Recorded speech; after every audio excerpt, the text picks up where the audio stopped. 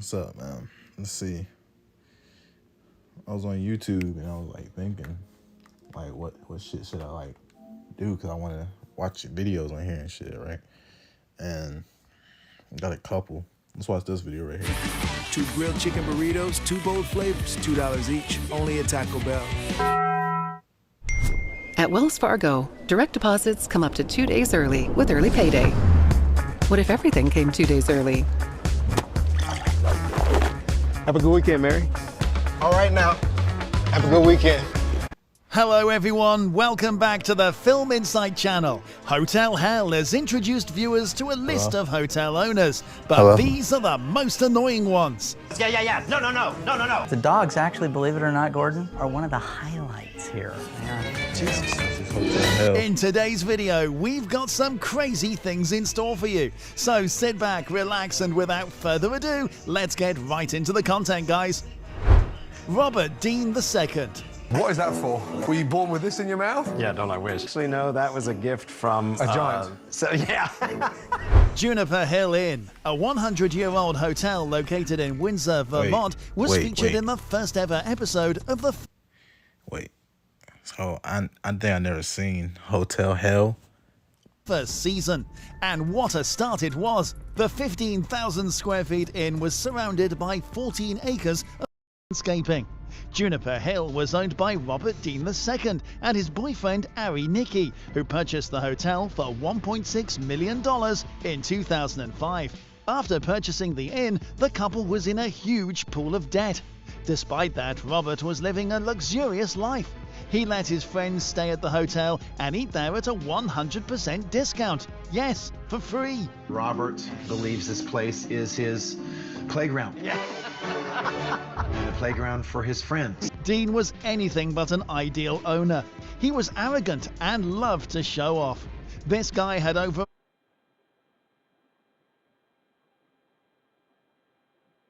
$1 million in debt, but owned a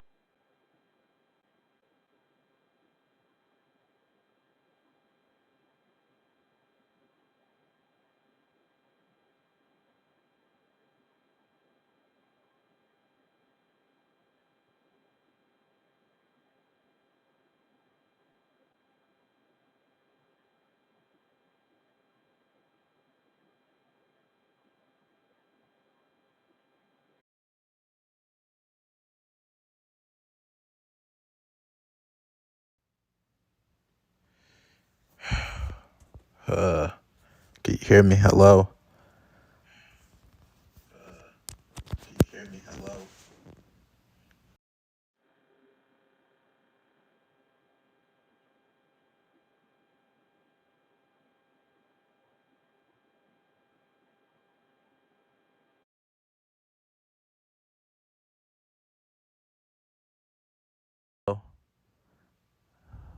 Hello?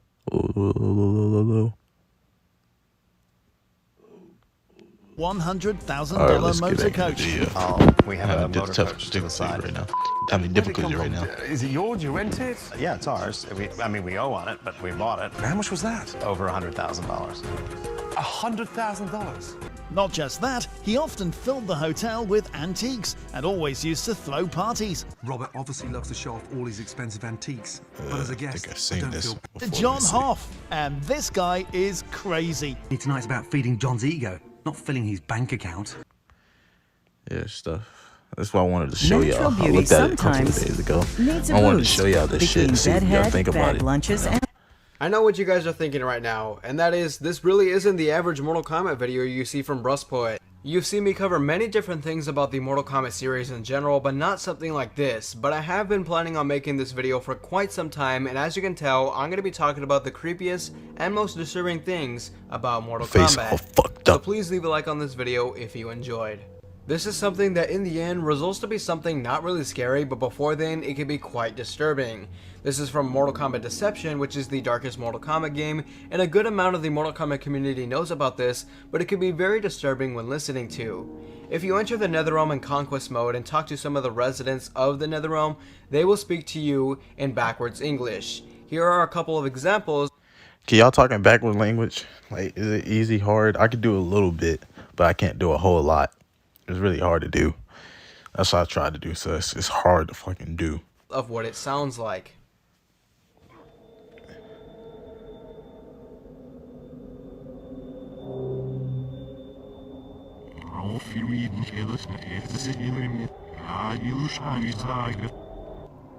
Some eerie shit.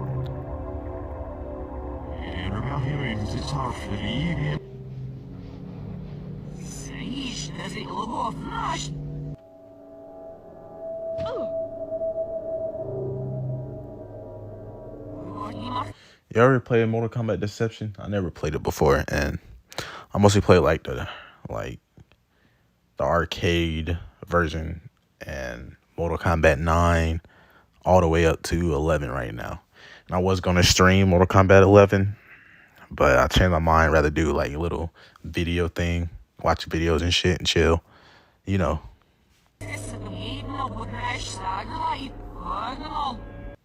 As I mentioned, this really isn't all that scary in the end, because when you reverse the reversed English, some of what the residents will say is, "It is said John Vogel is a genius, play Mortal Kombat with a friend in Vietnam, Mortal Kombat is crazy with a K, you are being deceived, and tons more." It's cool how the developers implemented story lore information and fun little jokes, but it's done in a very creepy manner.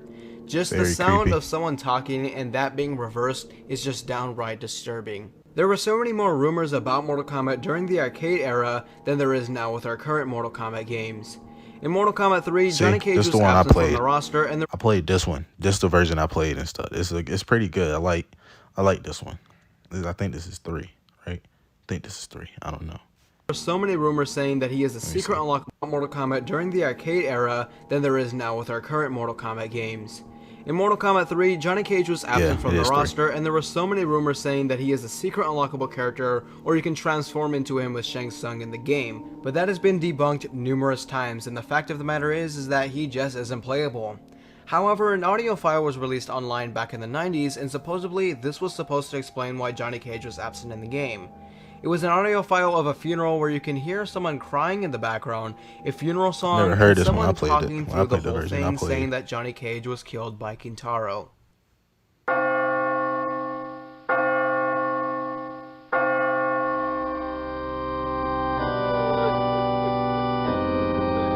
Dearly beloved, we are gathered here today to mourn the death of Johnny Cage.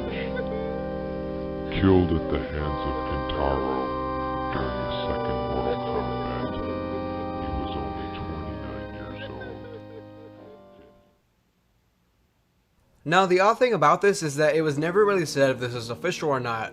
There was a lot of fan-made things back then in terms of fan-made characters and audio files, but some claim to have found this in the files of the game. Nevertheless, the deep voice makes it seem really off, and the crying lady in the background overall makes this very unsettling. Sticking towards the topic of Mortal Kombat 3 and audio files, there were many of them that didn't end up getting put into the final game. Most of them would be hit sound effects for some of the special moves for the characters. And it's crazy to me because it's like they should have put it in the game. It just sounds so like scary because that's their theme. That's what Mortal Kombat is. That's how they are and shit. So they should put it like in the game, right? Right? Stage sounds. You know, all the basic things left on the cutting room floor, and in fact, those are the only audio files that were unused, except for this one specific one that is just undeniably weird and could be very scary to hear at night. I can't really tell you what this audio file has to do with the game or what relevance it pays because it literally has nothing to do with the game, at least from what I can listen to. What I can say about this is that there's some sort of music in the background that is really distorted and a man reading a poem or reading something that really has nothing to do with Mortal Kombat. I will play the audio right now, but I will warn you, it is very disturbing. 'Tis the voice of the lobster. I heard him declare, "You have made me too brown, I must sugar my hair." As it up with its eyelids, so he with his nose trims his belt and his buttons and turns down his toes. When the sands are all dry, he is gay as a lark, and will talk in contemptuous tones of the shark. But when the tide rises and sharks are around, his voice has a timid and tremulous sound. I passed by his garden and marked with one eye, while the owl and the panther were sharing a pie. The panther took pie crust and gravy and meat, while the owl had the dish of its share of the treat. When the pie was all finished, the owl as a boon was kindly permitted to pocket the spoon, while the panther received knife and fork with a growl, and included the We all know Mortal Kombat is known to have cryptic weird. messages such Very as weird. displaying text in the middle of the screen before a match starts to get to a certain secret fight to fight Jade or Reptile and such. So what if this audio had a meaning for the fans to come and resolve? When discussing this with my friend Ishiroz, he said, "It's creepy to think that this satanic sounding speech are actually hidden messages and Easter eggs snuck in behind the developers. I think I could probably tell why this was removed due to it sounding very disturbing, but the meaning behind this still remains unanswered."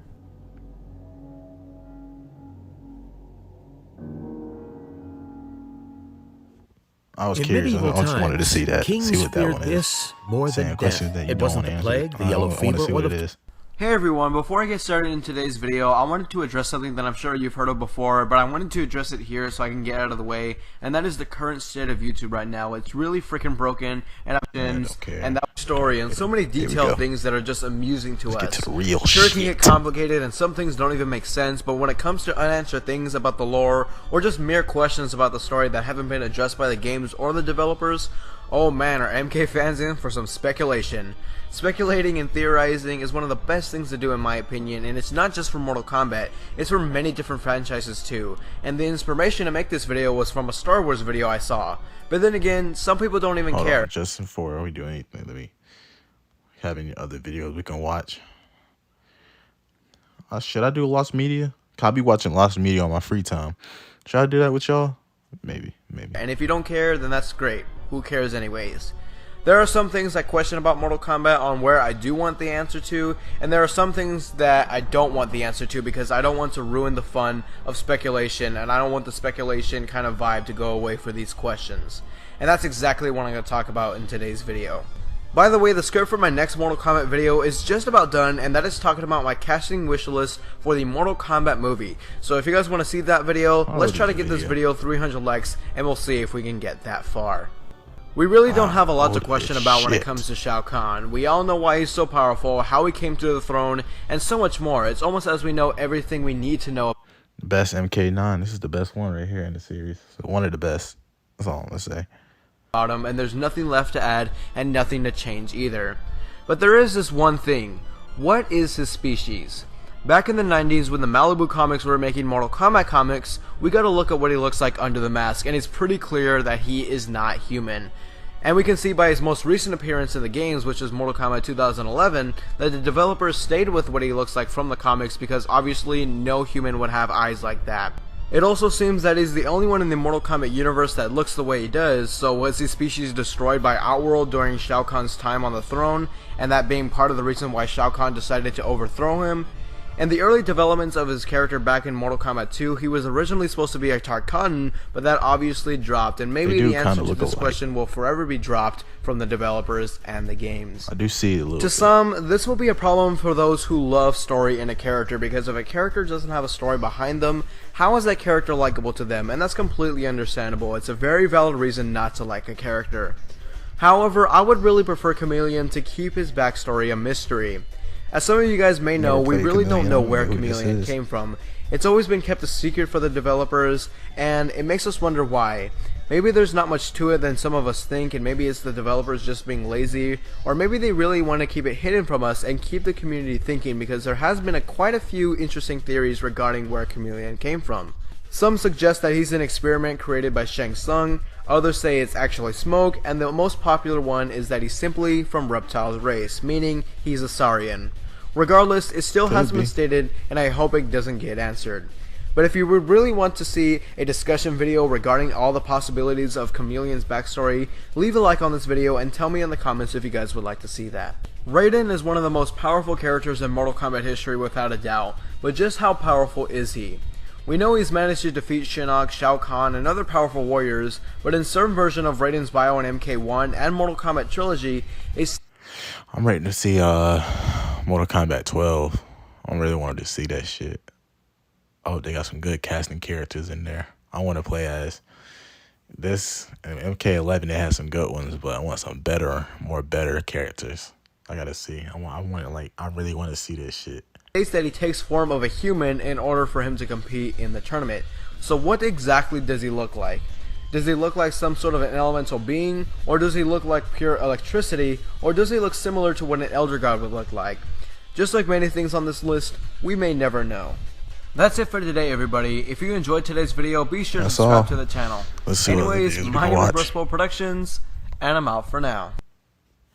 Let's order pizza.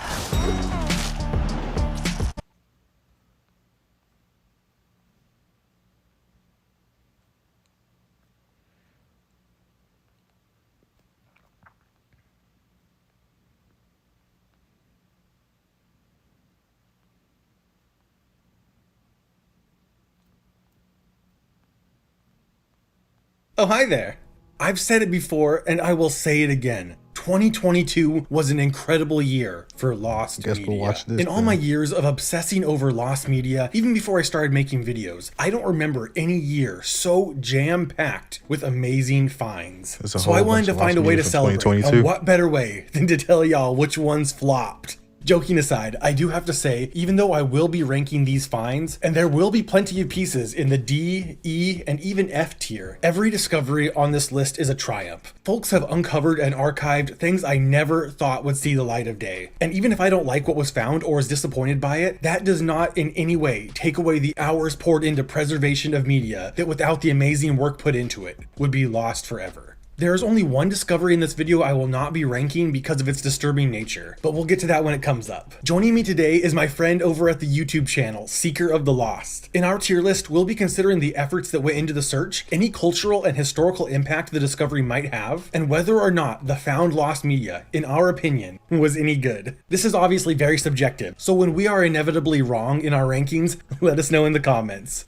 Before we get started, I want to talk about today's sponsor, Bespoke Post. Bespoke Post is a... So let's get started with 110 Lombard Street. This was an unsuccessful pilot featuring a pre-fame Mike Myers and Ryan Stiles. It's surprisingly good. The cast has fantastic chemistry. Both Mike Myers and Ryan Stiles are effortlessly funny. It has some great fourth wall breaks and just serious potential overall. I'm really surprised this didn't get picked up. For me, it's gonna be an A. Then we have the leaked GameCube version of BattleBots. This was an unreleased game based on the TV show of the same name. I'm gonna give it a C. It's a cool attempt to emulate the show, but the gameplay is fairly shallow, likely because it was unfinished. It would have been a B tier, but still a great achievement to archive the origins of this Disney classic. It's you! Ooh, you smell good. Up next, we have our first of the heavy hitters, Honest Love and True and At the Concert. These are a major victory for Lost Media. These two episodes were the last of Betty Boop's Of course, black and white cartoons gonna be lost in media. Of course, you know. There's some good ones and bad ones, and, you know, downright ugly. Episode run of theatrical shorts from the 1930s. The fact that we are still finding lost media from the 30s is just astounding, but these copies were in immaculate condition, meaning that they were very well taken care of, something that is exceedingly rare in media this old. Absolute S tier. Chosen. This one is rough. Chosen was a 2014 animated show airing on FXX about a gay rapper in prison. The show had an all-star cast with Hannibal Buress, Mike Penna, Catherine Hahn, Method Man, and Danny McBride. But they could not save this show. It was given terrible reviews and quickly canceled. So quickly that 3 episodes went unaired, and they didn't even bother to include them on the DVD release. But miraculously, all 3 episodes appeared on Discord. We're giving this one a D. FX has some great shows, but this is not one of them. And D tier is generous. It's only getting that because of its voice cast, and how unlikely it was for these unaired episodes to be found from an unofficial source. Next up, we have Christmas Time with Mr. Rogers. For me, this is a B. Finding more Mr. Rogers is always a win, but this Christmas special is honestly pretty mid for Mr. Rogers. The Daft Punk Olympic commercial. This one sounded cool, but in reality, the commercial is just a poorly edited compilation of the Winter Olympics set to Harder, Better, Faster, Stronger by Daft Punk. I'm glad it was found, but this is F tier. The David Parker Ray tapes. This is a rough one. Some of the most interesting pieces of lost media are the disturbing oddities, and one of these really messed up pieces of lost media was found in 2022. The lost tape of David Parker Ray. Ray would play this tape to his victims before committing his heinous acts, describing what he was going to do to them. It is as gross as you could imagine. It's a victory for true crime fans, but this one is definitely going in the "this feels weird to rank" tier. The Day the Clown Cried script. The Day the Clown Cried is in the top 10 greatest pieces of lost media ever. The infamous Jerry Lewis Holocaust comedy that he hated so much that he never let it see the light of day. And when the day comes that this fabled movie is made public, it will mark a new era of lost media, and in 2022, its script was made public. There have been readings in the past, but it is now available for all the public to see. A solid A-tier discovery. Degrassi Rap on Rights. This was a PSA about a child's rights law passed in Canada. The PSA featured the cast of Degrassi at the time rapping, and it is cringe. That's gonna be a solid F tier for me. Doraemon MTV UK dub. It's just a dub with no new footage, but it is a piece of Doraemon lost media, which are highly sought after by an incredibly dedicated subsection of the lost media community. So that raises its ranking, and the dub is surprisingly... That's scary as shit. The other one, the clowns, that one with the clowns, that one got me. That's kind of weird. Oh, that shit is, ugh. Raunchy. So we're gonna give this one a C tier. What? Did you think I was gone forever?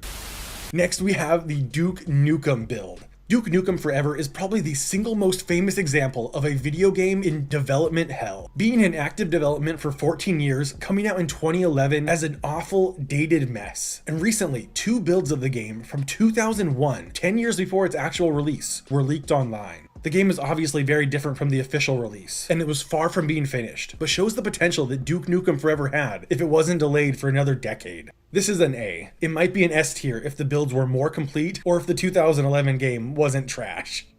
I've mostly been going alphabetical so far, but we're gonna skip ahead for this one. Welcome to Pooh Corner. This show was part of the Disney Channel launch in 1983 and was the first ever Winnie the Pooh TV show. 120 episodes were made and a surprising amount are lost, especially for a show that was part of the historic launch of the Disney Channel. In 2022, we made a dent in the roughly 50 lost episodes. I don't really care about Winnie the Pooh, to be honest with you. Unearthing 2 from Welcome to Pooh's Corner. I'm giving this discovery an A. The show's puppets are really low budget and super creepy in a great way, and having 2 episodes discovered from such a historic show is a major victory. And the next entry is why we went out of order for a second. Hold on, I'll be right back.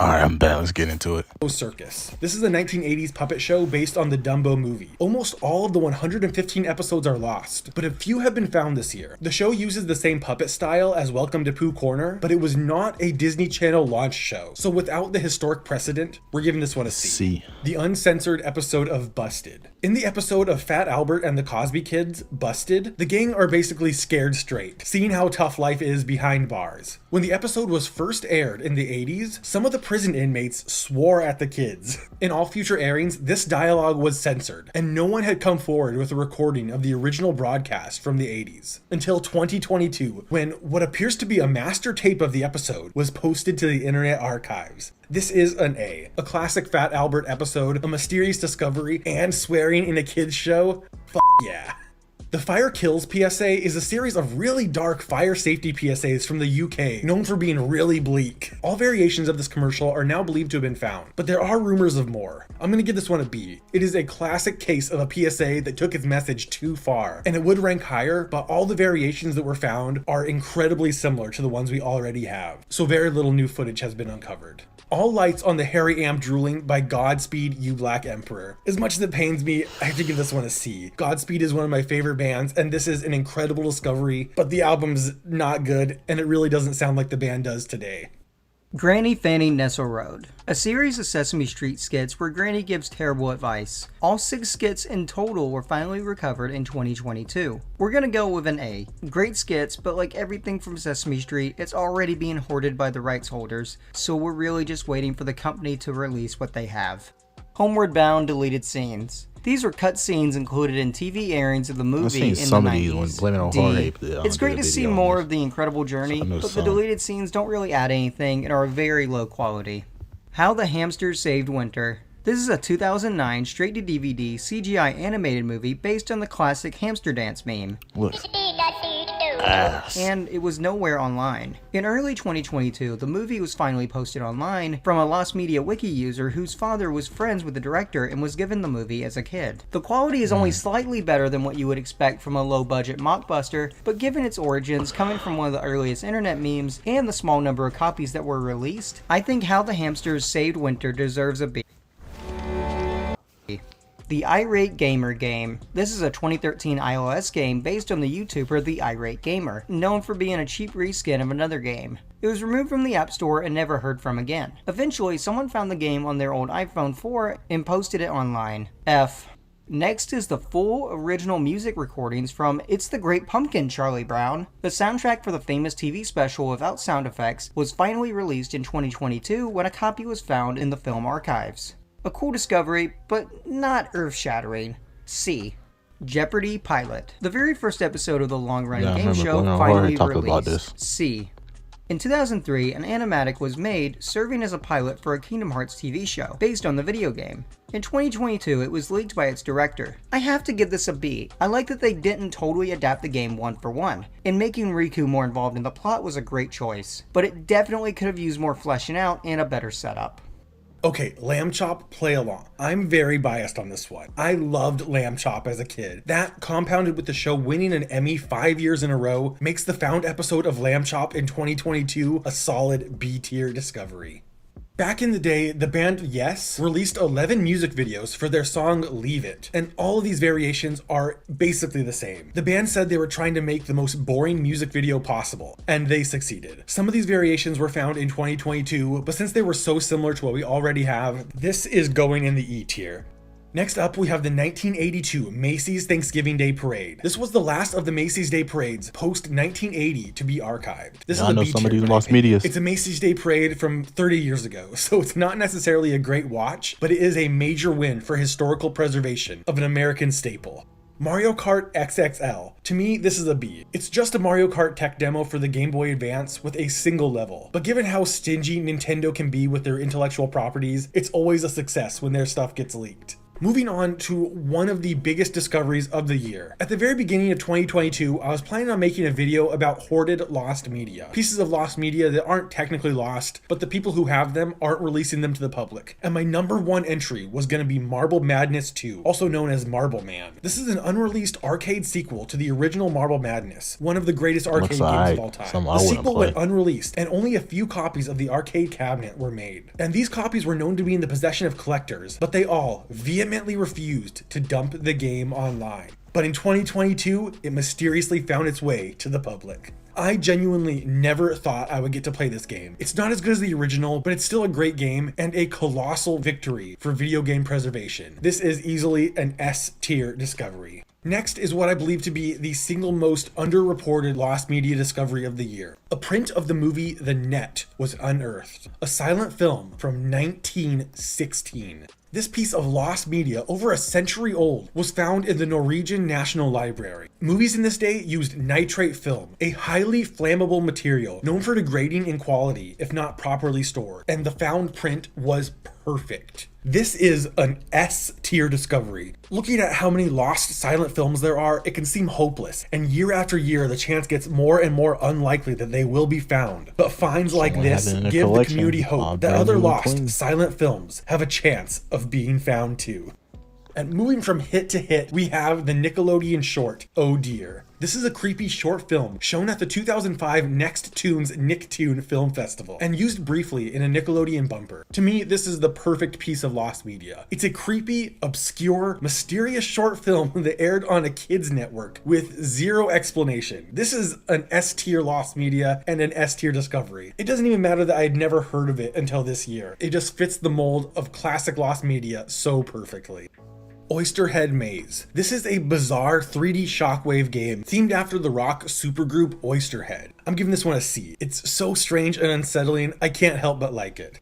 The song Paris Blues by The Doors. This famous lost track by The Doors was finally released in 2022 as part of a compilation of outtakes from the band. The recording was recovered from a very damaged copy, partially destroyed by a band member's infant son. I have to give this one a D. It's great to hear more of Jim Morrison, but in my opinion, the song is not good and does not reflect the band's musical style in any way.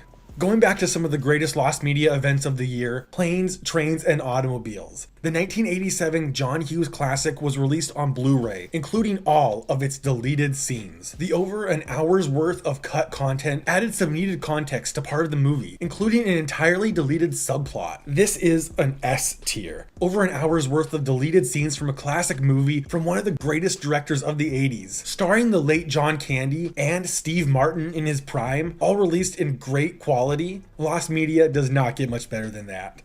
To me, the found Popeye animatic is an A-tier discovery. It's a beautifully animated, expertly voiced animatic for a scrapped feature-length Popeye movie. Next up, we have the pilot for the show Powerless. The pilot episode is known for being very different than the short-lived series that we got. The series proper is based in the DC universe and is about employees of Wayne Security who make products for regular people, trying to make them feel safer in case of a superhero battle. But the now found pilot is about an insurance company dealing with the collateral damage of superheroes. It has a solid cast and is well acted, but just like the show itself, it really isn't that great. We think it deserves a D. But to make up for it, we have Quantum Quest. This is a weird NASA-funded animated space movie with a just ridiculously famous cast. Mark Hamill, Chris Pine, Samuel L. Jackson, William Shatner, Amanda Peet, Sandra Oh, Hayden Christensen, and is the only feature-length film featuring Neil Armstrong. It had a really rough development, a small release, and then just disappeared. The movie is not great by any standard, but it is such an oddity with a crazy story. It is an absolute an F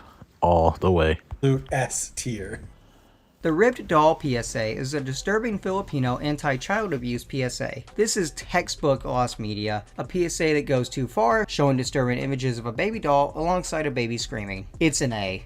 The Robotic Stooges. Weird F. shit. I don't even know what to say here. It's just Scooby-Doo with a Three Stooges overlay, and for some reason they're robots. It's great that we have the entire series, but this show made all of the worst choices.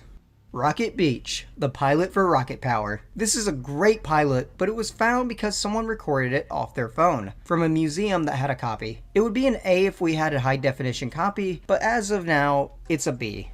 Toonmaker's 1994 American Sailor Moon pilot is a 10-minute proof-of-concept pilot for an Americanized Sailor Moon TV show, combining live action, a new animation style, and some CGI elements. The live-action animation hybrid is a strange choice, but this could have been great and a gateway into anime in the West. This is an A discovery and an A-tier show.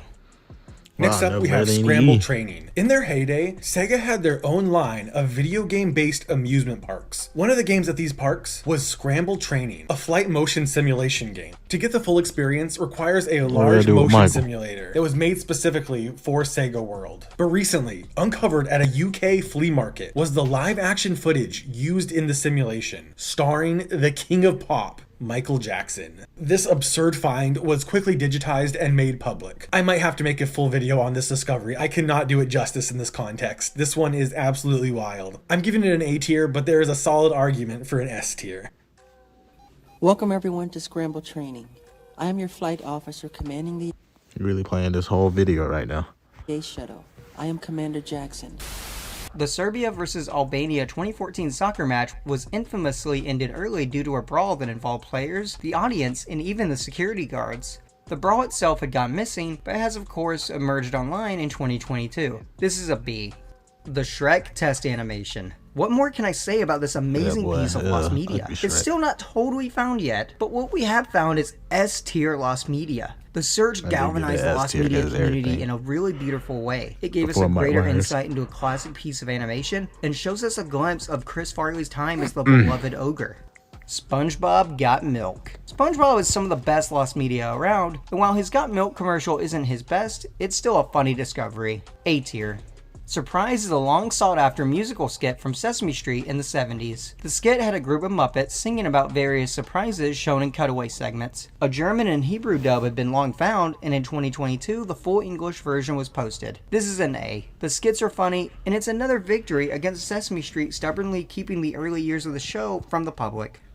The original mix of the THX sound. Before the THX logo was given its famous ear-splitting sound, there was originally a longer version that didn't include the iconic sound. This version was quickly recalled back in the 80s, lost, but has now been found. I'm giving this a D tier. No ear-splitting sound, that's not the THX logo I know. Vic's Vacant Lot. Vic's Vacant Lot was a 1980s Nickelodeon ESPN Kids sports show, meant to teach kids how to safely play a variety of different sports. It aired sporadically on both Nick and ESPN, so tracking down episodes has proven difficult. And in 2022, we finally unearthed our first full episode of this 40-year-old TV show. These discoveries are B tier. The show is honestly just about the same quality you could find on public access TV, but it would have been a great resource to teach kids how to play games fair and safely. And the fact that now we have a full episode and can actually see what the show was like is a major victory for preservation. Video mods were a short-lived MTV show with music videos starring video game characters set to popular songs. In 2021, a video mod of SpongeBob and the gang dancing to All the Small Things was found and became a big hit. And in 2022, the last of the lost video mods were finally found. A music video set to Pain by Jimmy Eat World with characters from the video game Juiced. For this one, I'm gonna have to go with a B tier. I love how 2000s these video mods are, and I love Jimmy Eat World, but I've never played Juiced and I've never even heard of it, so it doesn't hit me as hard. Wallace and Gromit's Japanese commercial. For me, this one is a D tier. It's honestly not much of anything. It brings some of that Wallace and Gromit charm, but not much else. Next up is Where's Walter, a web series spin-off of Drake and Josh that was deleted from the internet for unknown reasons. But my friend Seeker of the Lost, who you've been hearing in this video, was able to track down someone who had preserved the entire series. And it is now once again available to the public. B tier.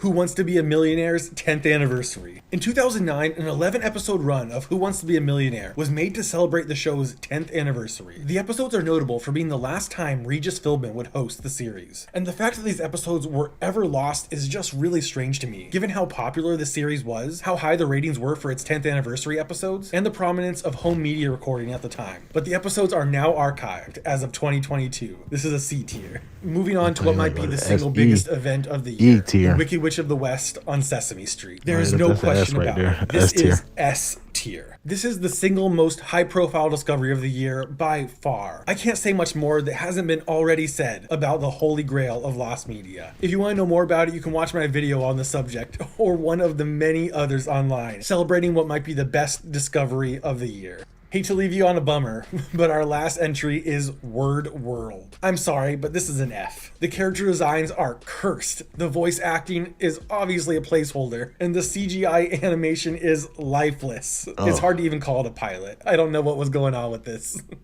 And that wraps up the 2022 Found Lost Media tier list. I hope you all enjoyed, and a big thanks to Seeker of the Lost for helping me out in this video. Go subscribe to... There could have been a couple one he could have fixed, you know. Well, then that's all right. I wouldn't say that. Would put, like, he only got like one category, like one movie or song in E tier. Like there was more stuff he could put in the E tier.